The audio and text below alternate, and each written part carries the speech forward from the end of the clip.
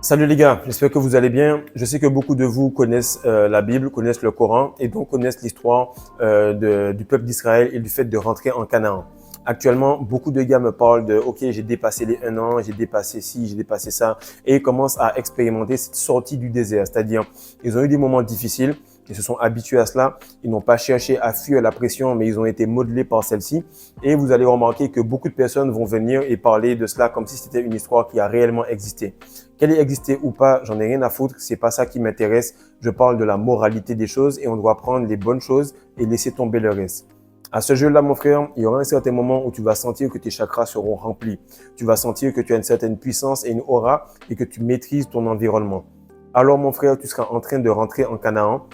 Et ça, sur le plan physique, parce que tout ce que tu vas toucher va se transformer en quelque chose de bon, mais également sur le plan hormonal, parce que ta glande pinéale va commencer à sécréter le lait et le miel, c'est-à-dire la DMT et la sérotonine, mélatonine. Donc aujourd'hui, on va parler de ça rapidement.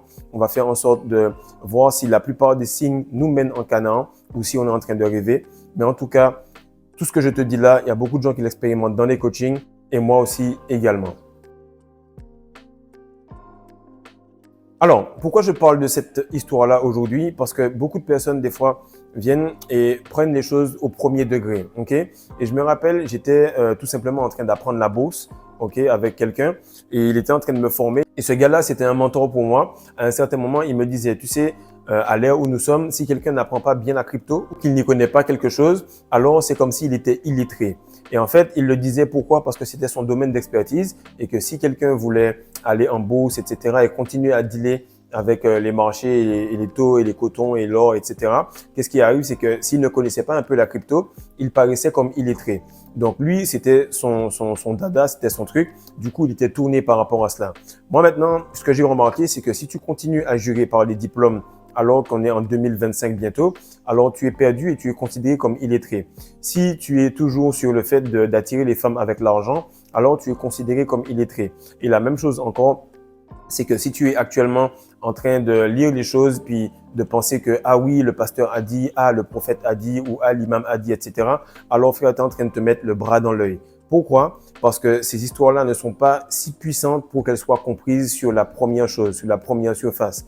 Il faut aller en profondeur et même s'il y a des vérités sur la surface, je pense qu'actuellement, on est arrivé à l'ère où toute chose a été décodée et il est important d'aller plus en profondeur. Donc aujourd'hui, je vais t'expliquer rapidement les différents personnages qu'il y avait dans cette histoire du peuple d'Égypte, dans cette histoire d'Israël et de Moïse et comment ils se personnifient dans la vie de tous les jours et dans le monde moderne d'aujourd'hui. Alors, la première chose qui est cool et que tu vas ressentir lorsque tu es vraiment proche d'arriver en Canaan, c'est-à-dire que tu es en train de sortir, tu vois tes signes, tu sais que la manifestation, elle arrive, tu sais que les gens te parlent même à l'avance de ce que tu dois faire.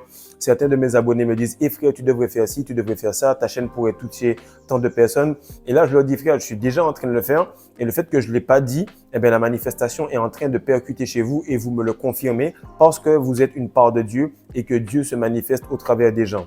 Qu'est-ce qui se passe? C'est qu'en fait, tu n'as plus de tests. Tu n'as plus de gros tests. Tu sais que les gens vont pas t'appeler et te dire « Ouais, j'ai fait un accident, j'ai eu un truc, j'ai eu un gros problème. » Pourquoi? Parce que ce sont des personnes qui sont sous ton aura, en gros sous ta protection. Ils font partie du peuple qui te suit, des personnes qui ont été dans cet éveil avec toi. Et donc, tu auras des petits tests bêtes. Mais c'est toi qui vas les alimenter en énergie si tu décides de le faire. Un petit café qui tombe sur toi, tu commences à crier, bam, c'est fait. Un petit café qui tombe sur toi, tu laisses tomber, tu te changes et ensuite tu next. Ta journée se passe bien. Donc, la plupart du temps, tu vas remarquer que ces tests-là sont faits pour voir si tu contrôles tes émotions et donc si tu contrôles ta réalité. Donc, en fait, ils sont là, mais tu arrives à les gérer de telle manière qu'ils ne s'amplifient pas du tout. La deuxième chose, c'est que ton éveil spirituel n'est pas solitaire. En tout cas, tu n'es plus seul. Tu remarques que toutes les personnes qui sont autour de toi commencent à monter en vibration et ce ne sont pas des gens que tu connaissais avant. Ce sont des personnes qui, par exemple, c'est pas ton pote, c'est pas ton cousin, c'est pas la personne qui est tout proche, mais c'est la personne qui a 2 ou 3 itérations qui devient proche par rapport à toi ou qui commence à te parler directement ou quelqu'un que tu ne connaissais pas avant. Tous les gars qui font la rétention avec moi, ce ne sont pas des personnes qui étaient spécialement proches au début, mais qui le sont maintenant. La plupart des personnes qui m'invitent dans les mariages actuellement ou qui me permettent d'aller dans des congrès ou des trucs sont des personnes que j'ai connues à mesure de mon élévation spirituelle. Et ce sont des personnes qui vivent déjà comme ça. Donc, soit elles sont au même niveau ou soit elles sont dans un état de conscience plus élevé. Et ça, c'est vraiment cool. Autre chose, c'est que toutes les personnes qui ont avancé ou qui t'ont aidé ou la famille proche qui a décidé d'avancer avec toi, ils sont tellement proches que vous sentez que c'est dense. C'est dense, mais malgré ça, vous avez quand même besoin chacun de rester un peu dans votre coin pour continuer votre évolution. Vous voyez rapidement, mais les auras sont tellement fortes que vous avez besoin de retourner dans votre bulle pour continuer ce cheminement spirituel. Maintenant, le troisième point, c'est qu'à contrario, toutes les personnes qui te cassaient la tête, toutes les personnes qui te séquestraient, toutes les personnes qui t'empêchaient d'avoir cette manifestation-là que tu es en train d'entrevoir, elles sont en train de stresser et ce sont elles qui en fait représentent Pharaon, qui représentent le peuple d'Égypte. Et ce sont des personnes qui commencent à descendre petit à petit et vraiment à petit feu. Et là, je disais à ma femme, tu sais, quand j'ai commencé la rétention, je me suis dit, voilà, on va voir ce que ça donne après 1095 jours, donc exactement 3 ans. Et je lui ai dit, chaque fois qu'on va passer certains caps, ça va être dur pour nous, on va galérer, mais tu verras que les gens autour vont commencer à divorcer, avoir des difficultés, avoir des problèmes d'emploi, etc. Et ça, c'est un peu comme les 10 plaies d'Égypte. Au moment où on a annoncé que on va bouger, on va y aller, est-ce que vous voulez venir? Il y a des gens du peuple d'Égypte qui devaient même s'en aller et qui ont fait le choix de s'en aller et qui ont été scellés avec le peuple d'Israël. Qu'est-ce qui arrive? C'est qu'il y a des gens qui vont avoir leur signe, bien ou mal, qu'ils soient dans le côté obscur ou pas, et qui vont se dire, tu sais quoi, fini les conneries, je vais me réveiller également. Et c'est ça qui se passe. Mais là, tu vas voir que toi, tu continues à avoir un bon cœur, tu n'attends même plus que ces gens-là t'apportent du secours, mais tu vois que ta manifestation avance. Et à ce moment-là, la loi de la compensation va se faire sur les deux. La loi de la compensation, c'est une loi de l'univers qui est comme le karma. C'est-à-dire que toi, tu as semé du bon, tu as semé un bon cœur, tu as semé des bonnes ondes, eh bien, ça va faire que tu auras ta manifestation et tout va bien se passer. A contrario, tu verras que ces personnes-là, eh bien, elles ont semé quelque chose de mauvais sur toi parce qu'elles ne voulaient pas te donner cette manifestation ou elles te bloquaient, alors elles vont avoir des difficultés.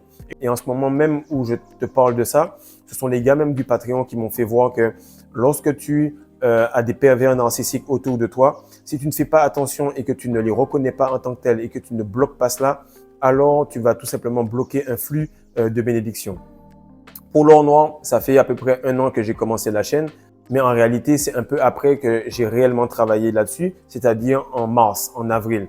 Et lorsque j'ai commencé cela, j'ai décidé de me séparer d'un pervers narcissique que je voyais tous les jours. À ce moment-là, directement le lendemain, les premiers abonnés ont commencé à affluer. J'ai commencé le e-book.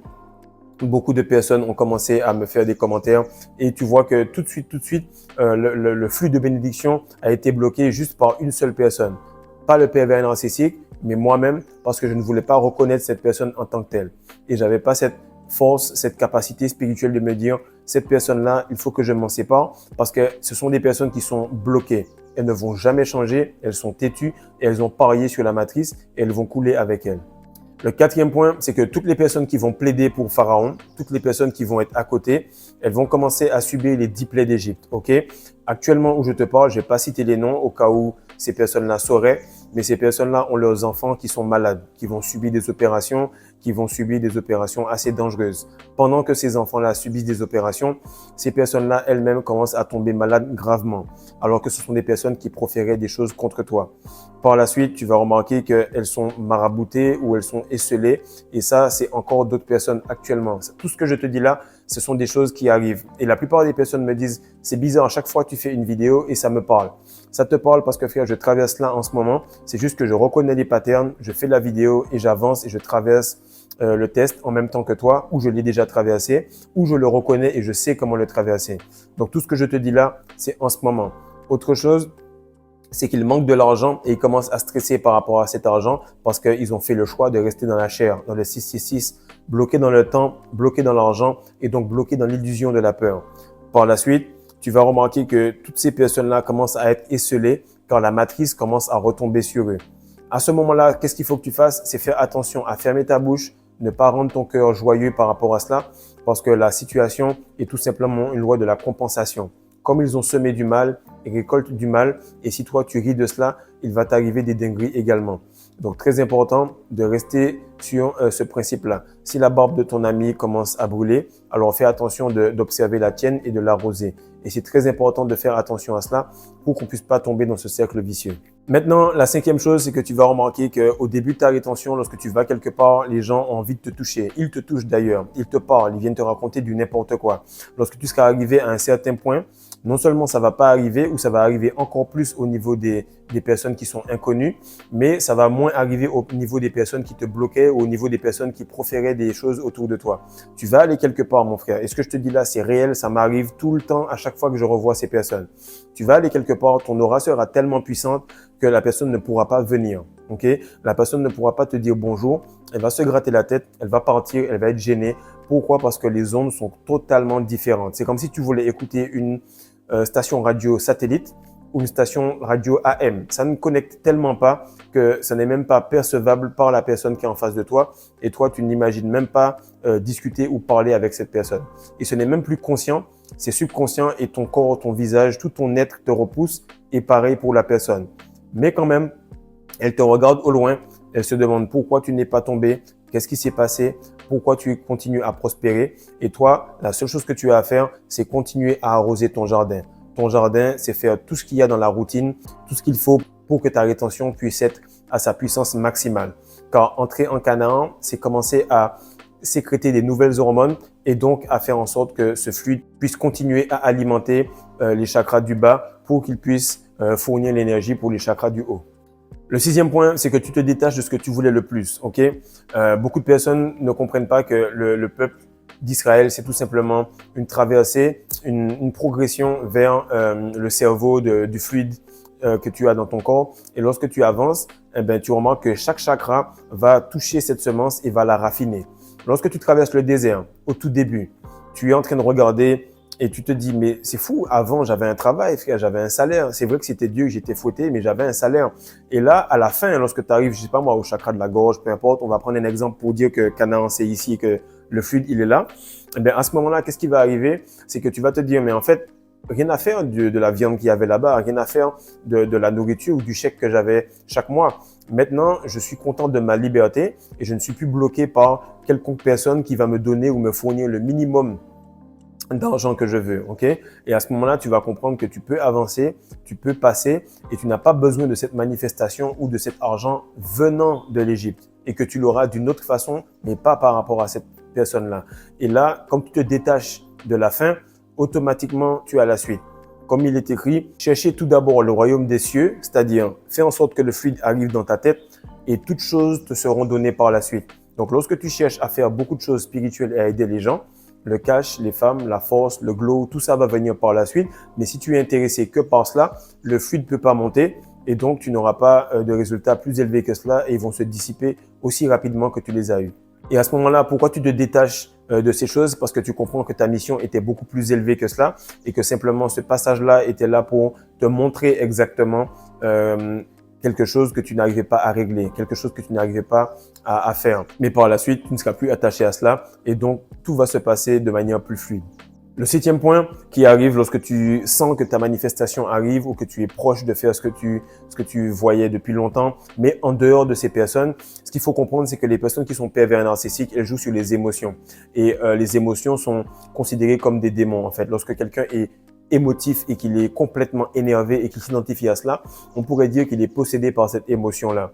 Et à ce moment, toi, tu remarques que tes émotions, tu les ressens, tu es encore humain, mais elles sont tellement gérées, tellement cloisonnées que tu arrives tout simplement à les rediriger comme tu veux. Et comme pour les tests, tu as l'impression qu'elles ne sont quasiment plus là. Alors que non, elles sont bien là parce que tu as plus d'énergie, tu as plus d'hormones, mais tu as également plus de contrôle. Et qu'est-ce qui arrive, c'est que tu deviens systématique. Tu arrives à avoir des résultats tout le temps. Tu n'es pas tout le temps vulnérable par rapport à une phrase de quelqu'un qui t'a touché, qui t'a piqué, ou avec le fait que tu aies eu ou pas un argent ou pas. Pourquoi? Parce que tu te rends compte que c'est pas important ce qui se passe à l'extérieur. Tant que l'intérieur, tant que la psyché, tant que les émotions sont stables et contrôlées, alors la réalité qui est féminine va s'ajuster par rapport à cela. Et maintenant, le huitième point, c'est que le sexe et l'argent, eh bien, en fait, ils travaillent pour toi. Et toi, tu ne travailles plus pour eux. Tu n'es plus esclave de cela. Et lorsque tu vois que le sexe travaille pour toi, c'est lorsque tu as beaucoup d'attraction, que tu arrives quelque part, qu'on te fait des rabais parce que la personne accourt vers toi et elle se dit, si je lui fais un rabais, si je l'aide, si je suis dans son aura, je pourrais ressentir son énergie sexuelle, mais peut-être qu'il va me donner cela et moi, je vais tout simplement lui donner des attributs, des cadeaux, des choses pour que ils puissent avoir de plus en plus de bénéfices. Et beaucoup de personnes ne comprennent pas que les cadeaux qu'ils ont, les rabais qu'ils ont, toutes les manifestations qu'ils ont lorsqu'ils vont à la boulangerie quelque part, c'est comme le début de ta royauté. Lorsque je disais que par exemple Salomon, justement c'est par rapport à la rétention qu'il avait tout cela, c'est parce que lorsque tu vois à la fin qu'il a perdu son énergie par rapport à la perte d'énergie sexuelle, c'est là que tu comprends que c'était la rétention qui était en fait la puissance, la sagesse, la force et la richesse. Maintenant, lorsque tu vois tous les présents qu'on lui apporte, c'était tout simplement des dérivés de cette attraction et de cette pulsion sexuelle qui déclenchait chez les gens. Maintenant, la pulsion sexuelle, elle n'est pas spécialement sur les femmes seulement, elle peut être sur les hommes, elle peut être sur le fait qu'on te prenne pour un leader et qu'on te fasse des grâces, qu'on te fasse des rabais. Maintenant, pour l'argent, tu vas remarquer que tu n'es plus occupé par rapport à cet argent, tu n'es plus stressé par rapport à cela, tu en veux simplement, mais pour t'occuper de tes proches, pour t'occuper des gens qui sont encore attachés à la chair et qui sont tout simplement en train de sortir d'Égypte doucement, doucement, et tu voudrais juste les aider. Cet argent-là, justement, tu le dépenses comme tu dépenses ta semence. C'est-à-dire qu'elle fait partie de toi, tu la comprends et du coup, cela s'accumule. Vu que tu as les bourses pleines, alors le compte en banque, les choses deviennent de plus en plus fructueux pour toi également. Et enfin, le 9e et dernier point qui est vraiment bizarre, et c'est le fait que le temps est distordu. C'est-à-dire que tu es de plus en plus productif, tu fais les choses de plus en plus facilement, mais malgré ça, tu sens que le temps passe vite parce qu'effectivement, le temps va beaucoup plus vite. On a cette perception où on a tellement d'informations que le temps fait toujours une seconde, mais dans une seconde, tu arrives à penser à 4-5 choses en même temps et donc la journée te paraît beaucoup plus remplie, donc longue, mais quand même intense et pourtant, tu arrives quand même à te dire que j'ai fait beaucoup de choses, même si c'est passé vite. Donc, le fait de sentir que le temps, l'argent, le sexe, le fait d'avoir peur, les émotions, tout cela sont simplement des choses que tu arrives à gérer, montre que tu n'es plus dans le 666. Le 666, c'est le fait que tu sois dans le carbone, dans la chair, que tu sois perdu dans le temps, dans l'illusion de la troisième dimension, de la troisième densité, et tu commences à t'élever et à trouver ta vraie nature. Donc, mon frère, si tu as toutes ces choses qui t'arrivent, je te dis félicitations. Si tu es dans la phase désertique, je te dis félicitations. En tout cas, si tu as commencé en rétention, le seul moyen que tu puisses sortir de là correctement, c'est de l'autre côté. C'est en Canaan. Donc, continue. Fais en sorte de regarder toutes les vidéos. Il y en a beaucoup, mais elles sont tout simplement évolutives. Et si tu commences depuis le début jusqu'à celle-ci, tu vas voir mon évolution et tu vas voir qu'effectivement, la façon dont je parle et ce que je te dis, ce n'est pas du pipeau et ce ne sont pas des livres. Ce sont des choses qui sont intemporelles parce que tu peux les vivre maintenant, il y a 2000 ans ou dans 2000 ans, peu importe. Il est important de comprendre la morale et ne pas rester en surface. Donc, partage ça, mon frère, like et surtout abonne-toi et fais en sorte de commenter pour m'expliquer à quel niveau tu es dans ta rétention et dans ton avancée, dans ta masculinité. Peace.